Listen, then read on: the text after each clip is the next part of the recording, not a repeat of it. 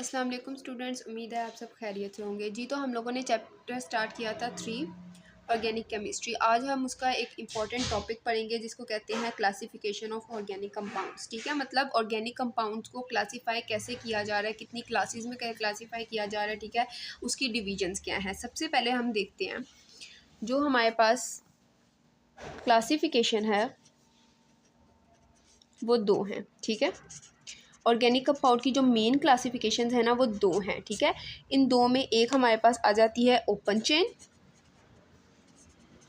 और एक आ जाती है हमारे पास क्लोज चेन। ठीक है, ये 2 जो होती हैं ये हमारे पास मेन क्लासिफिकेशंस हैं और ओपन चेन और क्लोज चेन के फर्दर आगे जो हमारे पास 2 और क्लासिफिकेशन है, मतलब ओपन चेन की 2 और हैं और क्लोज चेन की 2 और हैं। ठीक है, ओपन चेन की जो हमारे पास है वो है हमारे पास स्ट्रेट चेन एंड ब्रांच्ड। ठीक है, इनकी हम एग्जांपल्स भी पढ़ते हैं। ठीक है, अब स्ट्रेट चेन क्या है बेसिकली हम लोगों ने पढ़ा। अब जैसे हम एग्जांपल ले लेते हैं, मैंने आप लोगों को पहले बताया था ब्यूटेन का कि आप लोगों ने याद करनी है नेमिंग। ठीक है, ब्यूटेन ले लेते हैं। ब्यूटेन क्या है हमारे पास CH3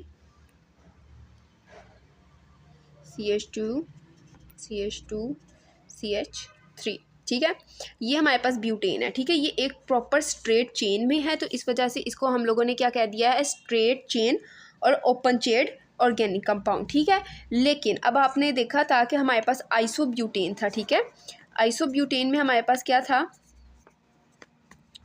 कि एक जो हमारे पास होता है ये इसमें से एक कार्बन जो होता है वो नीचे आके किसी दूसरे या तीसरे कार्बन के साथ लग जाता है। ठीक है, तो इसका क्या मतलब है कि ये ब्रांच्ड है, एक स्ट्रेट चेन में नहीं आ रहा बल्कि उसके साथ और ब्रांचेज आके लग गई हैं। जैसे ट्री के साथ ब्रांचेज लगती हैं ना, वैसे ही इसके साथ ब्रांचेज आके लग गई हैं। ठीक है, तो इसको हमने कह दिया है ब्रांच चेन। ठीक है, अब दूसरा जो हमारे पास है क्लोज चेन की क्लासिफिकेशन। क्लोज चेन की क्लासिफिकेशन में भी हमारे पास 2 फर्दर क्लासिफिकेशन आती हैं। एक आती है हेट्रोसाइक्लिक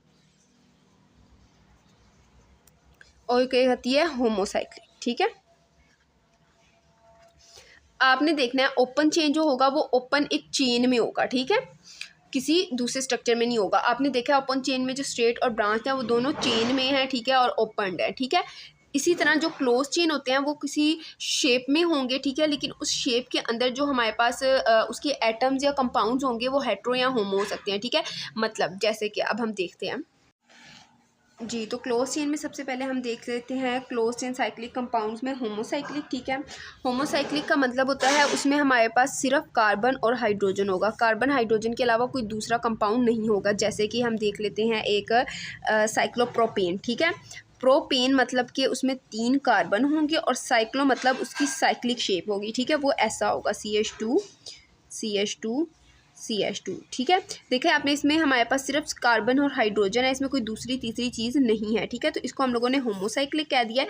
लेकिन कुछ ऐसे कंपाउंड्स होते हैं हमारे पास जिनमें हमारे पास कार्बन और हाइड्रोजन के अलावा ऑक्सीजन, नाइट्रोजन, फॉस्फोरस, ठीक है, ये सब चीज़ें आती हैं। ठीक है, सल्फर हो गया, तो इसको हम हेट्रोसाइक्लिक कंपाउंड कहते हैं। जैसे कि हम एक एग्जाम्पल पढ़ लेते हैं, बेंजीन की शेप ले लेते हैं। ठीक है, इस बेंजीन की शेप में यहाँ पर नाइट्रोजन आ गया। ठीक है, तो इसको हम लोगों ने कह दिया पायरीडीन। ठीक है, पायरीडीन इसका नाम होता है। अब देखिए इसमें हमारे पास ये जो बाकी जगह है ना, यहाँ कार्बन और हाइड्रोजन ही होगा। ठीक है, कार्बन और हाइड्रोजन ही होगा, लेकिन ये जो एक N आ गया ना इसकी वजह से ये क्या हो गया है, हेट्रोसाइक्लिक कंपाउंड हो गया है। ठीक है, उम्मीद है आप लोगों को समझ आ गई होगी homocyclic, heterocyclic, branch, open, straight. ठीक है, इन सब की ये क्लासिफिकेशन बहुत ज़्यादा इंपॉर्टेंट है आपके MCQs शॉर्ट के पॉइंट ऑफ व्यू से। ठीक है, अब जो हमारा नेक्स्ट टॉपिक है वो हमारे पास हाइड्रोकार्बन्स है। ठीक है, हाइड्रोकार्बन्स क्या होते हैं, हाइड्रोकार्बन्स,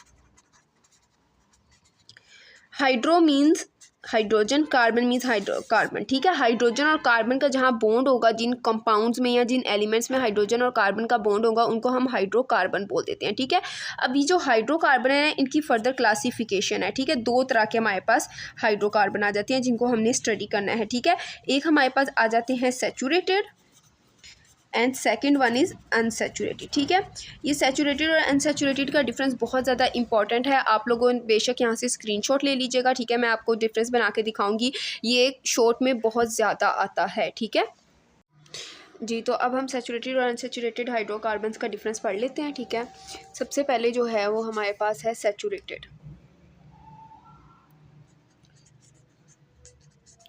सैचुरेटेड क्या है, सैचुरेटेड हाइड्रोकार्बन वो हैं जिसमें कार्बन और कार्बन के दरमियान में सिंगल बॉन्ड, सिर्फ एक बॉन्ड बनता है, ठीक है, उनको हमने सैचुरेटेड हाइड्रोकार्बन कह दिया, ठीक है। इनका जो फॉर्मूला होता है वो होता है CnH2n+2, ठीक है। और ये जो हमारे पास एग्जाम्पल आती है ना, उसमें हम कह देते हैं अल्केन्स। अल्केन्स का क्या मतलब होता है, उसमें सिंगल बॉन्ड होना, ठीक है, सिंगल बॉन्ड होना। और वो अल्केन्स में फर्दर हमारे पास जो सिंपलेस्ट अल्केन है वो है मीथेन, ठीक है। सबसे सिंपलेस्ट मतलब 1 कार्बन वाला जो है वो हमारे पास मीथेन है, जिसमें सिंगल बॉन्ड हो, चाहे वो कार्बन और कार्बन के दरमियान हो सकते हैं या फिर कार्बन और हाइड्रोजन के दरमियान में हो सकते हैं जी।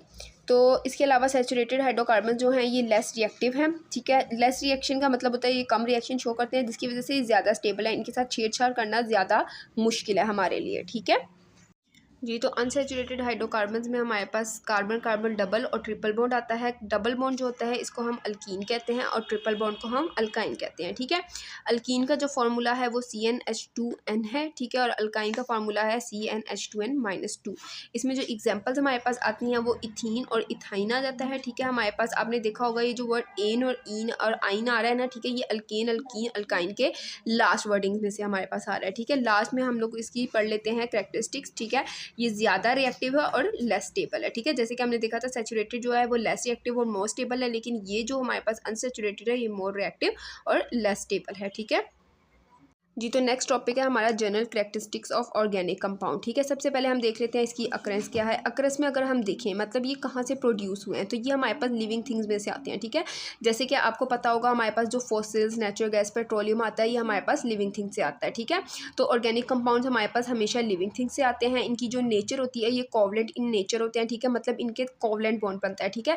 क्यों? क्योंकि इधर जो दो कंपाउंड्स मिलके एक बॉन्ड बनाते हैं वो एक पोलर और एक नॉन पोलर होता है, ठीक है। दूसरा जो हमारे पास आ जाती है वो कॉम्पोजिशन आ जाती है। कॉम्पोजिशन में अगर हम देखें तो मैंने आप लोगों को पहले ही बताया था कि हमारे पास जो ऑर्गेनिक कंपाउंड्स हैं वो कार्बन और हाइड्रोजन से मिलके बनते हैं, ठीक है। अगर किसी भी कोई कंपाउंड जिसमें कार्बन और हाइड्रोजन ना हो तो उसको हम ऑर्गेनिक कंपाउंड्स कह ही नहीं सकते, ठीक है।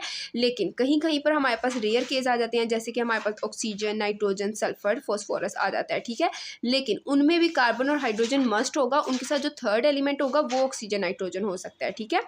उसके बाद हमारे पास आ जाता है मेल्टिंग एंड बॉइलिंग पॉइंट आ जाता है। मैंने आप लोगों को पहले ही बताया था कि जो ऑर्गेनिक कंपाउंड्स होते हैं वो हमारे पास कोवलेंट इन नेचर होते हैं, जिसकी वजह से ये बहुत ज़्यादा वोलेटाइल होते हैं, ठीक है। वोलेटाइल का मतलब होता है कि ये बहुत जल्दी रिएक्शन शो करते हैं, ठीक है। तो मेल्टिंग एंड बॉइलिंग पॉइंट का हम लोगों ने पढ़ा था कि ये हमारे पास ज़्यादा वोलेटाइल होते हैं ऑर्गेनिक कंपाउंड्स, ठीक है। वोलेटाइल का मतलब ये इजीली वेपराइज हो जाते हैं, ठीक है, जिसकी वजह से इनका low melting and boiling point आ जाता है। सोलिबिलिटी देखें तो हमने देखा था कि ऊपर के हमारे पास एक पोलर और एक नॉन पोलर कंपाउंड होता है, ठीक है, सॉरी एलिमेंट होता है, ठीक है। नॉन पोलर जो होते हैं वो इजीली डिसॉल्व हो जाते हैं ऑर्गेनिक सॉल्वेंट्स में, ठीक है, और जबकि पोलर जो होते हैं वो अल्कोहल में, मतलब नॉन पोलर और पोलर डिसॉल्वमेंट होती है, ठीक है, इनमें। इसी तरह की सिमिलैरिटी इन बिहेवियर की वजह से, ठीक है, मतलब हमारे पास जो ऑर्गेनिक कंपाउंड्स हैं ये बहुत ज़्यादा सिमिलर है अपने बिहेवियर में, ठीक है।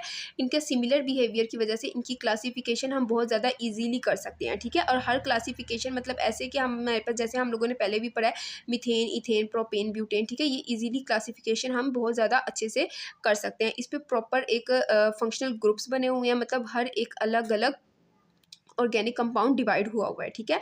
तो बेसिकली ऑर्गेनिक कंपाउंड्स की क्लासिफिकेशन सिर्फ इनकी कैरेक्टरिस्टिक्स के लिए बहुत ज़्यादा इजी है, ठीक है, की वजह से इजी है। उसके अलावा जो रिएक्शन रेट है वो हमारे पास बहुत ज़्यादा स्लो है, ठीक है, क्योंकि ये लेस स्टेबल है, ठीक है। ऑर्गेनिक कंपाउंड्स को देखा जाए तो ऑर्गेनिक कंपाउंड ज़्यादा स्टेबल हैं, ठीक है, और कोवलेंट बॉन्ड होने की वजह से इनका रिएक्शन रेट जो होता है वो बहुत ज़्यादा स्लो होता है।